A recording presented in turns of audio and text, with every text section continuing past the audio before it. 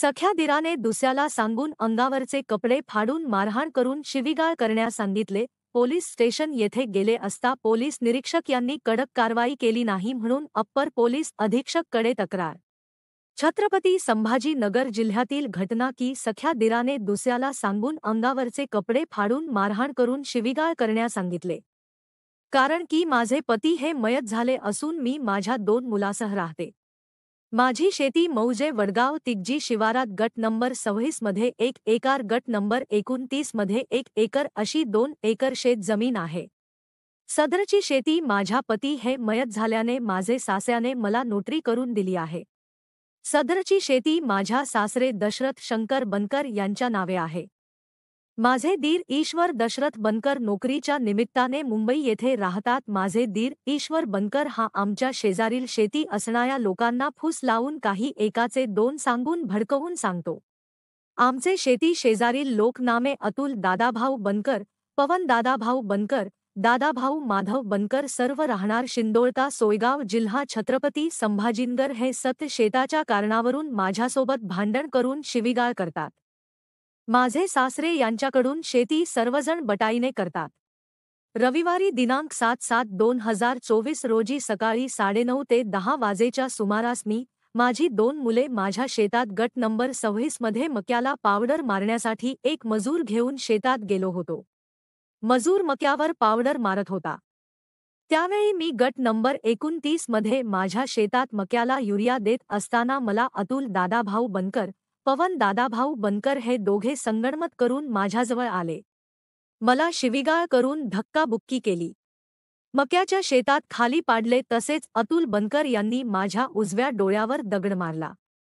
माझी साडी ओढली, साडी फाडली. तसेच माझ्या पोटात, दोन्हीही मांड्यावर लाथा भुकेने मारहाण केली.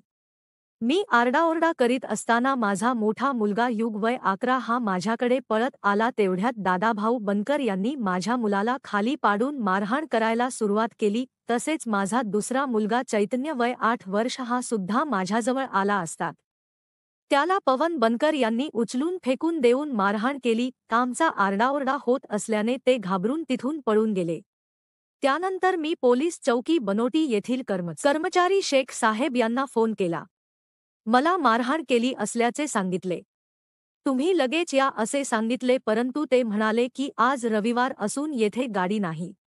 काही कर्मचारी ड्युटीच्या निमित्ताने बाहेर गावी गेले आहे. काही वेळानंतर मी माझ्या दोन्ही मुलांना घेऊन सोयगाव पोलीस स्टेशनला आले. मी पोलीस स्टेशनला हजर झाल्यानंतर त्यांना सर्व हकीकत सांगितली. मला मेमो देऊन उपचार कामी दवाखान्यात जाण्यास सांगितले. त्यानंतर मी सोयगाव ग्रामीण रुग्णालयात येथे औषध उपचार घेऊन मला जळगाव सिव्हिल हॉस्पिटल येथे पाठविले. मी दुसऱ्या दिवशी जळगाव येथे उपचार कमी जात असताना माझ्या सासूच्या घरासमोर पवन बनकर दिसला. तेव्हा माझ्या वडिलांनी त्याला विचारले, तू माझ्या मुलीला, नात्यांना का मारहाण केलीस असे विचारले असता त्यांनी आम्हाला सांगितले की तू थोडे थांब, थोड्या वेळाने सांगतो. त्यानंतर पवन बनकर यांनी त्याच्या भावाला, वडिलांना बोलून घेतले. ते आल्यानंतर मला, माझ्या वडिलांना पुन्हा मारहाण केली. त्यानंतर आम्ही तक्रार देण्यासाठी पाचोरा येथील पोलीस स्टेशनला आलो. तिथे आम्हाला मेमो देऊन पाचोरा ग्रामीण रुग्णालयात प्रथम उपचार घेण्यासाठी सांगितले.